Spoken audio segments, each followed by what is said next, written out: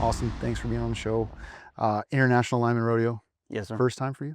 No, so this is my 4th or 5th time, I can't also remember. But I Dang. competed 3 times as an apprentice, once as a lineman. So now I'm here, this will be my 5th time showing up. What was the experience like? First time? Oh man, this was actually the first rodeo I ever competed at because I live in Florida. So the state rodeos in the spring while I was still in training.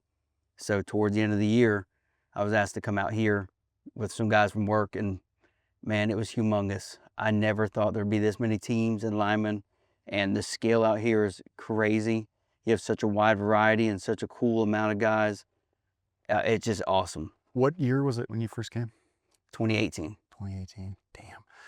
Dude, I'm feeling so old.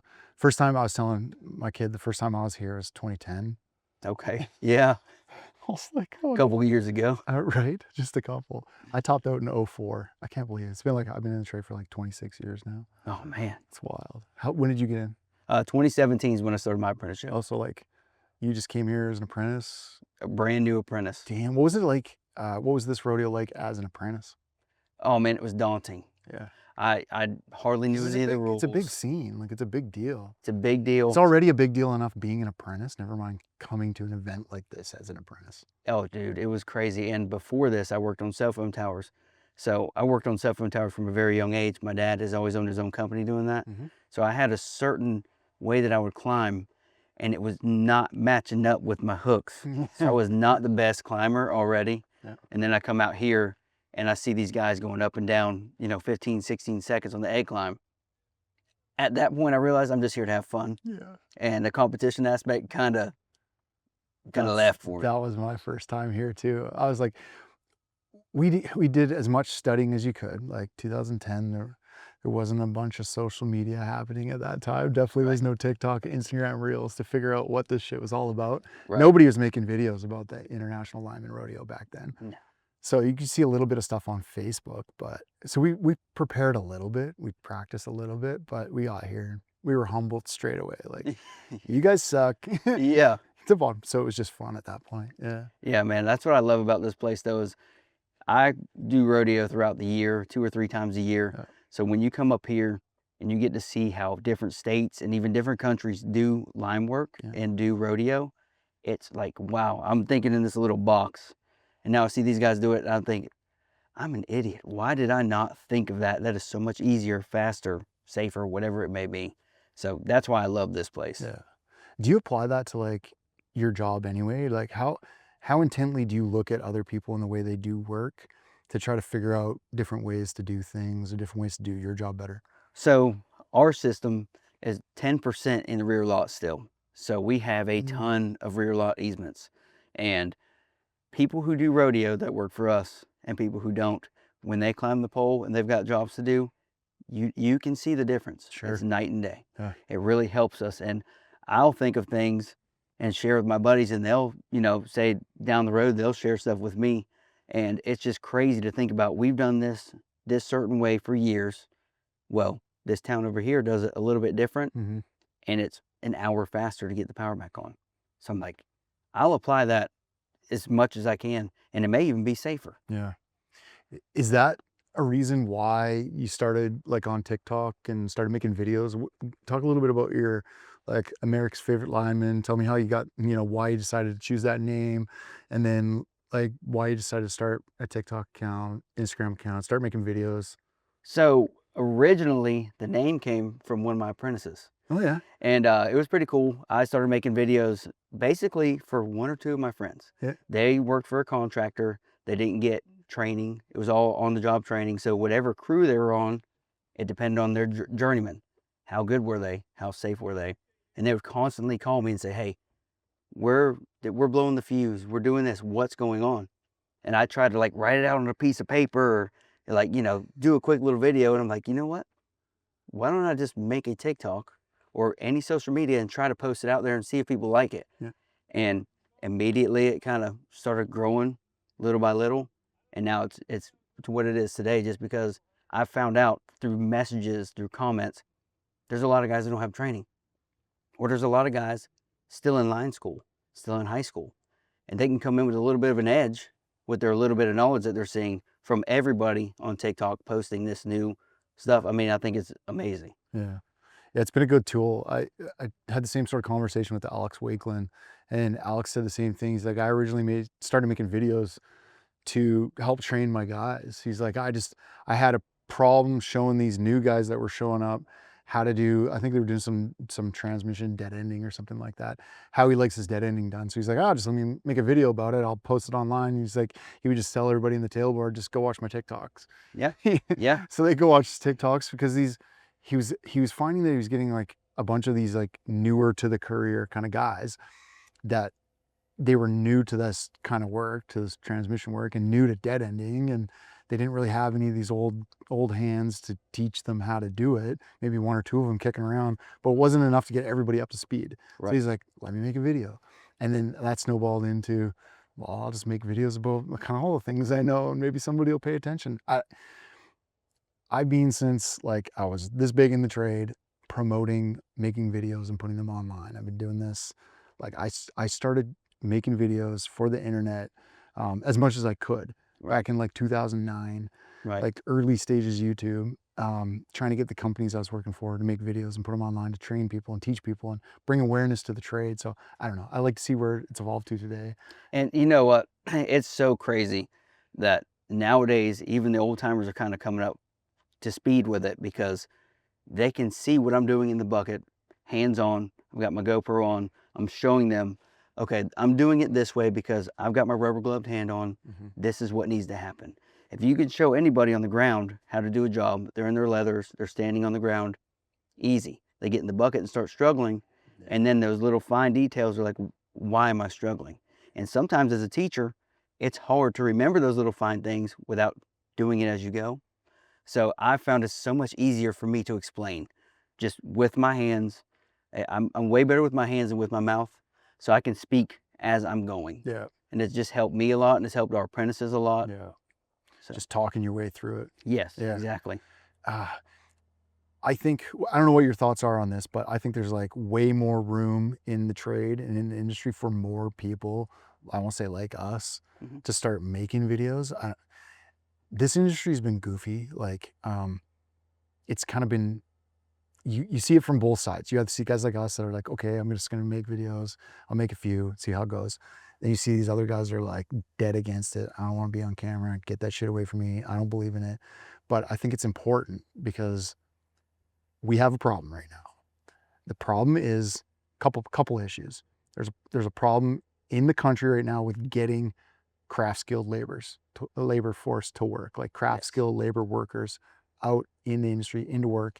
There's a problem recruiting them, and there's a problem retaining them. There's a problem finding, like, nobody wants to do trade work, never mind even not even knowing about it. I guess there's that piece too, like no awareness, and then nobody even wants to do it. So we got to make videos. We got to Do. do things to help promote this industry because we And need them. what's crazy is, so I've been around, like I said, the tower industry the whole life, cell phone, Yeah. broadcast, all that stuff. My whole life, I never knew about linemen. Yeah, see, It's that's crazy. you don't really see them. Yeah, It's kind of like, construction workers, whatever. They're there all the time. sure. You don't think about it. Yep. They're out there just doing whatever. You almost think like, oh, I don't want to be that guy. Oh, I don't, because they're not promoted well enough. Mhm. If you knew what that guy was making, if you knew the benefits that guy had, you would look at that job like, man, that would be a great job for me out of high school or right now. If I want to leave XYZ, get out of the office. These trade jobs are so important. And people are starting to catch up with the salary because of how important they are. And I mean, think about AI and stuff taking over all these office jobs, all this stuff in the office that could be done by them. And people are getting fired by the thousands, or they will be. So the guys that are out here with their hands, they're always going to have a job. Yeah. And that job's going to get more and more expensive for people to pay for, which in turn is going to up your salary. Yeah. I love that you brought this up because I want to, let's dive into this a little bit. So, like we were talking about offline, I don't think people talk about the money enough in this Mhm. career as well. And I understand why, because if you're kind of brought up by the old guard that I was brought up by, they say it shouldn't be about the money. It should just be about the trade. It's about the craft. It's about safety. They say it's about all these other things. And I agree. It 100% is. That should be top of mind. Everyone goes home at the end of the day. The list goes down. But with the way social media is today, and it's in front of all of the youth faces, you got all of these YouTubers, all of these other guys, these influencers flashing watches, flashing their fancy cars. It's all money, money, money. It's like, I made this selling courses, I made this drop shipping, I made this new thing, whatever. Right. Well, how about this job that's a real industry, a real trade with a real sense of purpose, a real value in the world, and you can make really good money. So Exactly. talk about the money a little bit, and talk about it in a respectful way. Just like, be honest, what can you make? Like, what's the best you've done in a year? Like, So for me, I work for a municipality. So we don't make quite as much as some of the contractors out there that travel. However, with my experience at a municipality, they paid for my CDL, yeah, all my CPR stuff, first aid. So all that's paid for. I get all the benefits that contractors have or anywhere in the country. So my money, say like as far as dollars made, highest amount I've made is about 160. But then you add in all my benefits and it comes out to a little over 200,000. And the more you want to work, the more hungry you are, the more you pour into yourself, the more money you can make. I hear guys making up to 400,000, 450. I mean, it's not unheard of. It's very common. not at all. It's whatever you can pour into yourself. If you're hungry for knowledge, if you're hungry to be better, eventually you're going to get noticed for that. You're going to get more jobs. You're going to get more recognition, and your pay scale is just going to go up right along with it. That's what I try to tell people too, is that with this trade, it's like a dial. So you could turn that dial down or you can turn it up depending on what you want to do or what you want to make. It's not like you come into this and there's like a set salary across, or a set wage across the board. People in the South might make a little different than the people up in the North, like Northwest, right? Right. Different down in California, Mhm. right? Like you said, you can make a lot more money or you can make a lot little money. And they might say like, well, how do you do that then? If you want to turn the dial down, go work a distribution job in a nice little, in a district for utility, and you're home every night. You got great benefits still. You got probably a great pension or some sort of like retirement package. You've got all these things. You're still making a great wage. 160 is freaking phenomenal. Right. Even that.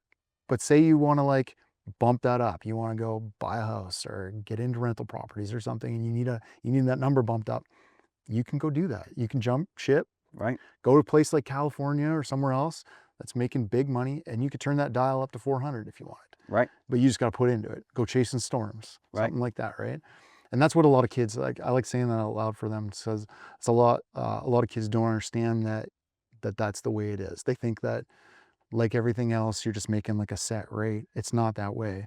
The important part's getting the ticket, and then once you got the ticket, you can kind of decide what you want to do. Right. And it's so awesome the amount of options that you have. So for me, before I started line work, I did a lot of traveling. I was on the road 300 plus days a year. Well, then I got married. I have two little girls. Yeah, So now for me, I need the money. It's still great money. I can't go work at, a fast food chain and, make it to survive. yeah. But working for a smaller place, I'm still making up to 160, and I still get to be home every night Yeah. unless, I have the option to go on storm if I want to, but it's not, you don't have to. Yeah. So I love it for that aspect. If you want to go on the road and make money, you can make as much as you could possibly want to. Yeah. Or you can still have this job and have a great family life and make great money. You've got we were just talking about social media too, and like you got a pretty big presence on social since you started making videos, making Mhm. TikToks, making Instagram reels and shit.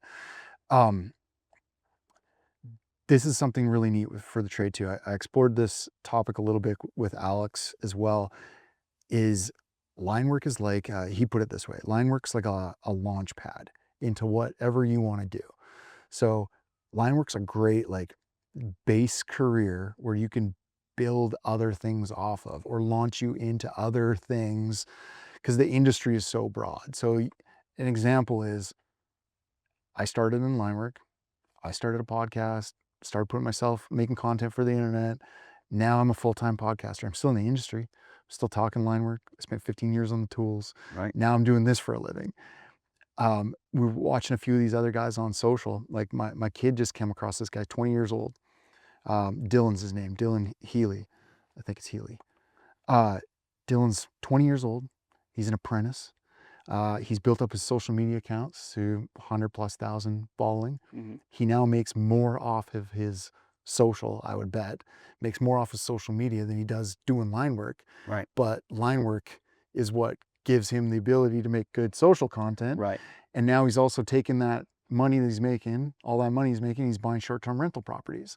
So see what I mean by like a launch pad? It's like if you're creative enough, you can get into the trade and then you can use that to do things like build a social media account, get into short-term real estate, like whatever. It's a launch pad, just be creative. And just being around the guys who are linemen, who've been a lineman for a long time, if you can hang out with them and not get your feelings hurt and, go through the apprenticeship, be a lineman, deal with these guys all day long, they're some of the most confident guys in the Oh world. yeah. So you build that confidence, and that also goes along with line work being a launching pad. Yeah. When you're confident enough and bold enough to try new things, most of the time it's going to work out for you. Yeah.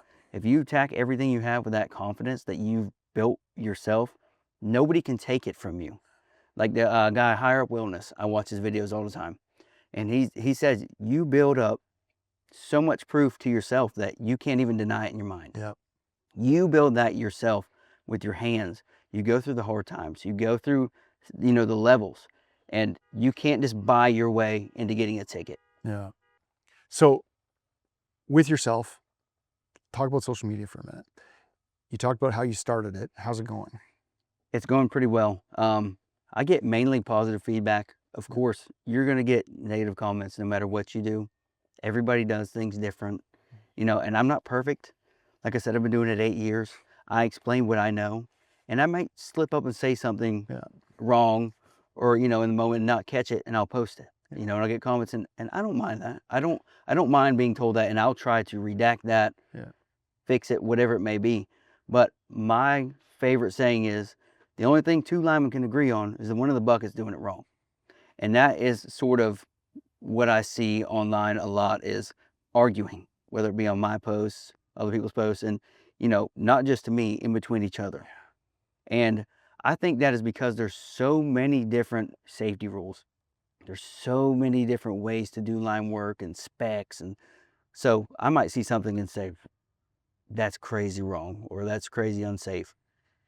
I'm typically not going to leave a negative comment. If I think something's unsafe, I might message that guy and be like, hey, do y'all realize that's unsafe? Do you do this all the time? Am I missing something?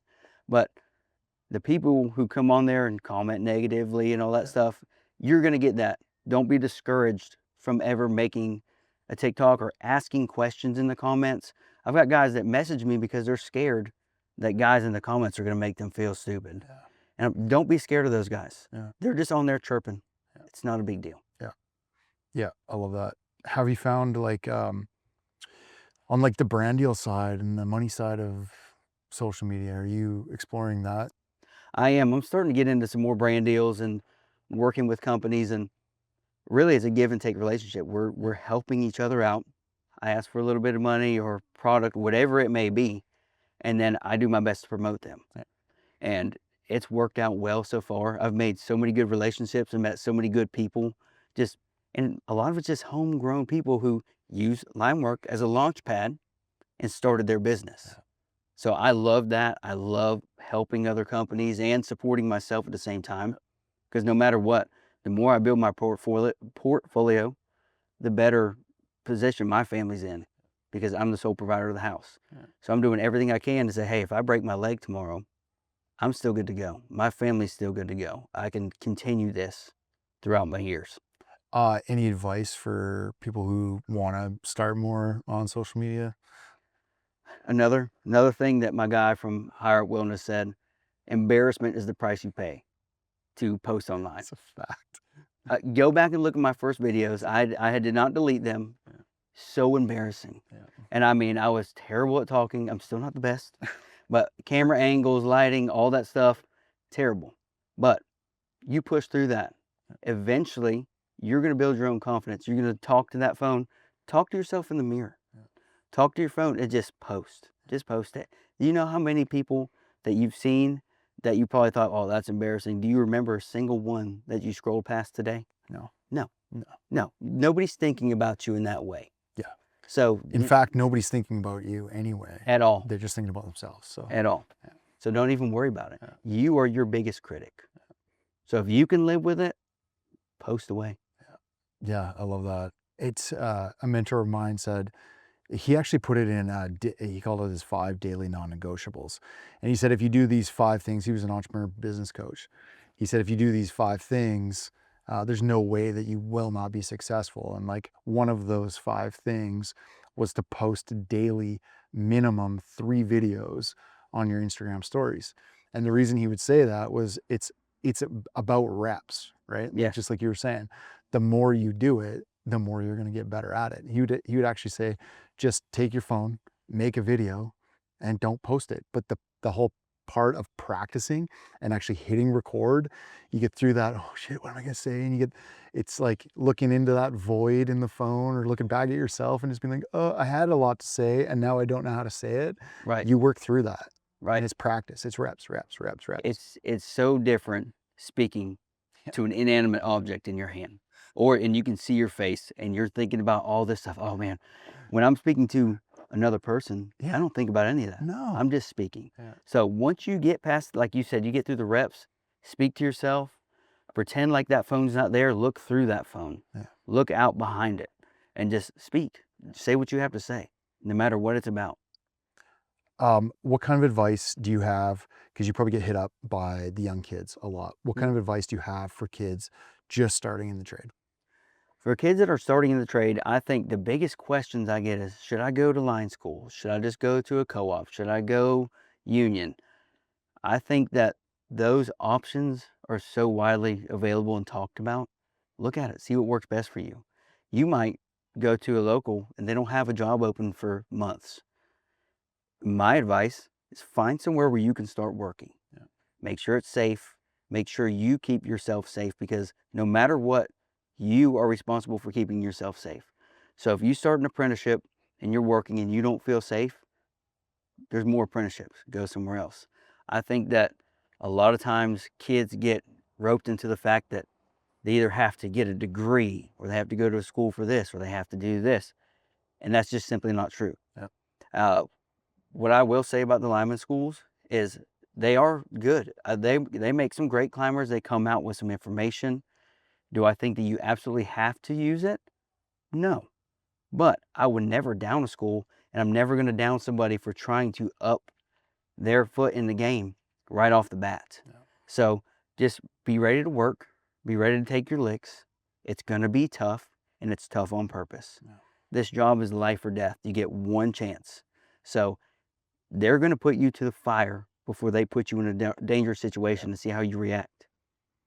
I think you nailed it. Like I always add to that, and I always tell kids that whatever door is open, even if it's just a little bit, jam a foot in that door and try to get in there. Yes. So like whatever that door is, like if that door means going to line school Mm-hmm. because you've kind of exhausted all other options and you're trying to network, and like if it costs you $20,000 to go to a line school and all you did there was make one connection that vouched for you and got you in a door and now you're on your way, even if you didn't learn anything else, which you still will learn a lot of other stuff, Right.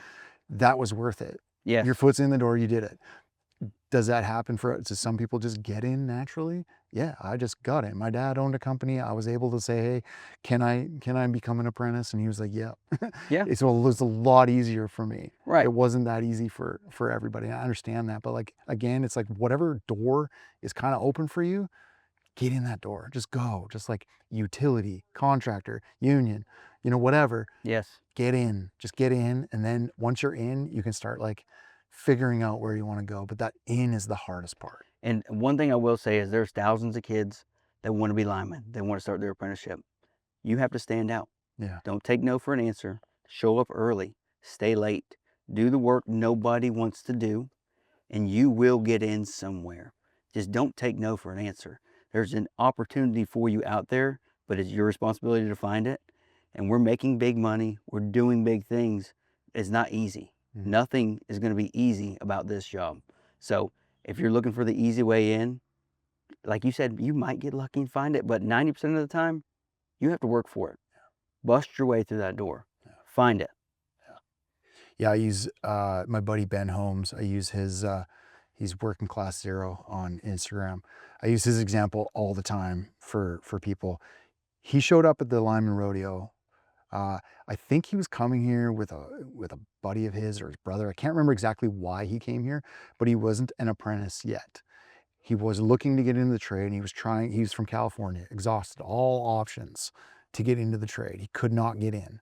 He came to the International Lineman Rodeo, and he happened to be talking to a representative from Local 66 out of Texas. And Local 66 said, our school's starting up. We're looking for guys. But the thing is it starts Monday, and this is like Saturday. Right.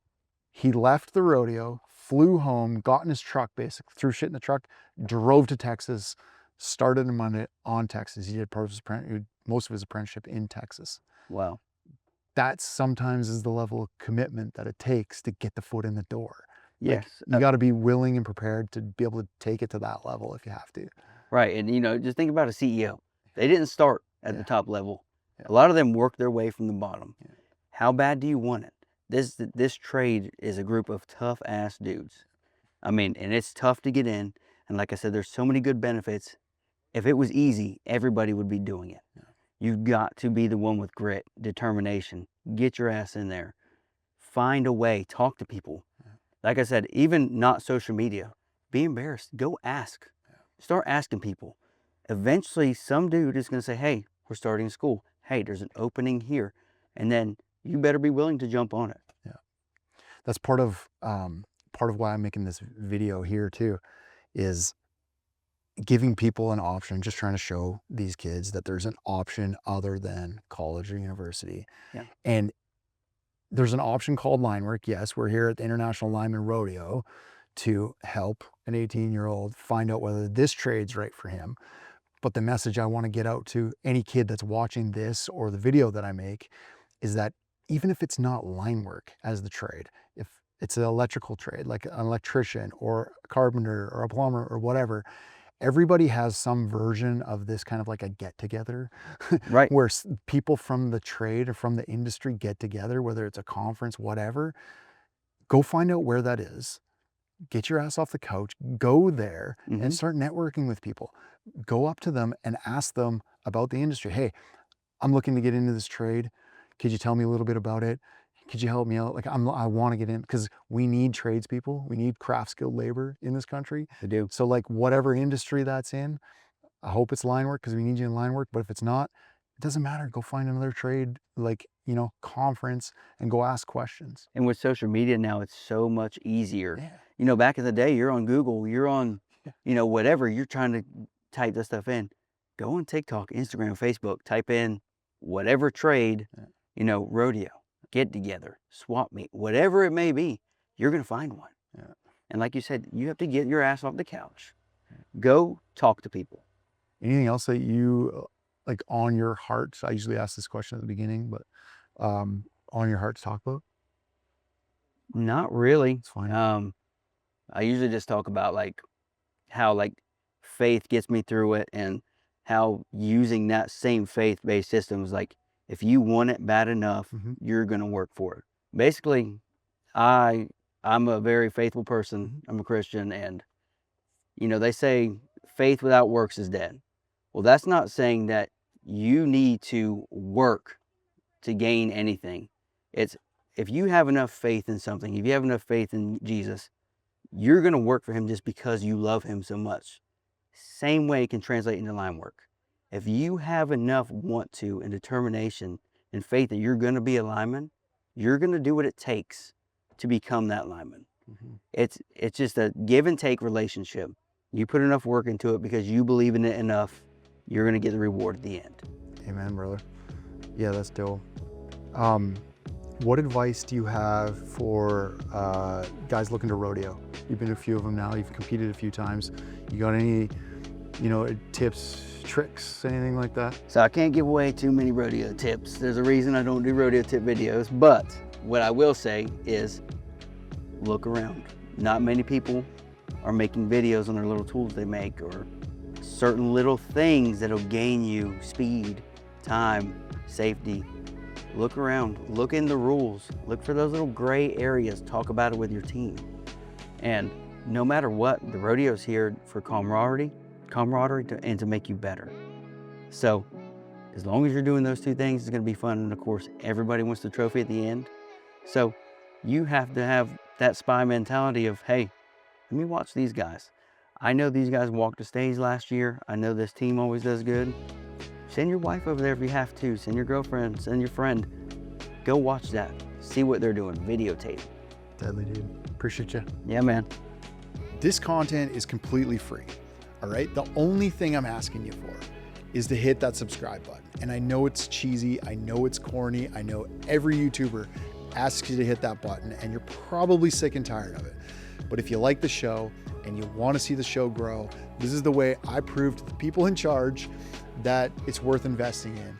So it's pretty simple and it's the price you can pay for me. It's no money, it's just a subscribe. Please hit the subscribe and I appreciate the heck out of you for it.